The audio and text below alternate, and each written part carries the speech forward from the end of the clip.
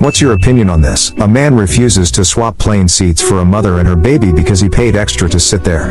1. Several years ago my wife, 3 kids, ages 2 to 5, and myself were coming home from a vacation in another country. When I booked the return flight I had to take a much later flight than wanted because it was the only flight that had 5 seats next to one another, 3 on one side of the plane and 2 on the other, with a window seat for another passenger. It was also a much more expensive flight, but, with 3 small kids and a 5+ hour ride I knew we all needed to be together just in case. So I shelled out the extra cost for the 5 seats. The day of return, the planes were delayed and the airport was packed. When they finally started to board our plane we decided to wait until everyone else boarded given we have reserved seats and had to deal with 2 strollers, 2 car seats, for 2 of the kids to sit in on the plane. We boarded the plane last. We get to our seats and a man is in one of our seats with his son, about 10 or 11 years old, in the window seat. I kindly said to him, "I'm sorry you were in our seat." He was from the country we were in as were all the flight attendants. He said, No, this is my seat." He then said, "There is an empty seat up over there, go sit there." So I looked at where he was pointing and there was an empty seat but just one. If there were 2 available seats next to one another I would have done it. The entire plane was booked. So I got my boarding passes out and showed him it was my seat. He starts yelling and the flight attendant comes over and he speaks to her in his language and she looks at me and tells me that someone in my party needs to sit in that other seat. So I look at the flight attendant and say, "So you want me to put one of my kids in that seat alone or do you want me or my wife to sit in that seat and leave the other with 3 small kids by themselves?" She says something to the passenger in a foreign language and then says this man needs to sit next to his son. I said, "And I need to sit next to my family. It is getting very loud." The flight attendant looks at me and says, "You need to sit down now." I said, "No, you need to get the captain and the president of the airline here right now because I paid extra to be on this flight so I could get 5 seats together and I have assigned seats." The flight attendant didn't move. So I said very loudly that if she is deciding that anyone can take whatever seat they want and force others to move from a seat that they pre-arranged and paid extra for because they had 3 small kids, then she needs to take out her checkbook and pay me to follow her new rules. With my loudness, the captain came out. He speaks to the flight attendant and the passenger in a foreign language. The man is told he either moves or he and his son leave the flight now. So his son moved to the seat he was originally assigned to and the man took the window seat. I decide it's best I sit in the middle seat next to this man. The flight went fine. Not another peep out of the guy and my wife,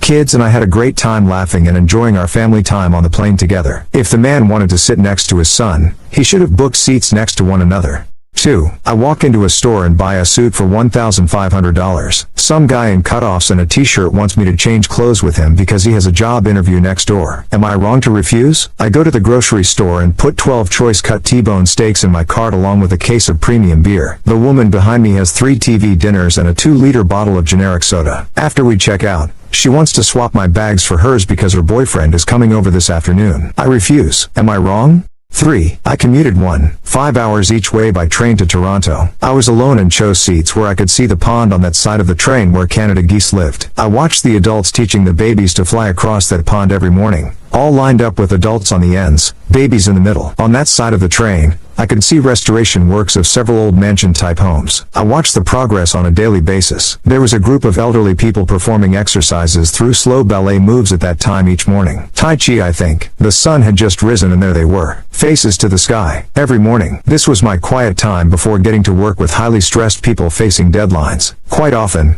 when a group saw me alone on the train, they would want to involve me in their plan to sit comfortably together, which meant they wanted me to move. I could hear their whispered plans. I would just smile and say, "I'm good, thanks." They bristled and huffed. I never moved. Make better arrangements. Pay the fee. Don't bother people. Don't disturb my peace. Do not intrude. If I'm willing to switch seats, I'll offer. 4. I am on his side. I am sick and tired of people who buy cheap seats or don't reserve seats together just expecting people to move because they ask. If everyone stops moving then the problem will go away and entitled people will quit asking. I was flying from DC to LA years ago and my flight was paid for by the company I was doing a presentation to and they got first class. A pregnant woman with a toddler asked me to change with her. She was in economy way at the back of the plane. I refused since I needed to sleep on the trip and her seat was close to the restroom. She became a bit belligerent and I told her that just because she didn't plan better, 1 seat for her and the toddler, she shouldn't expect other people to change for her. And before anyone says she couldn't afford 2 seats or first class, she was wearing a Rolex and a huge diamond with emeralds ring and her clothes were designer. My feeling was that she was used to paying for the cheapest seat possible and then asked people to change with her. When she moved on to the next person,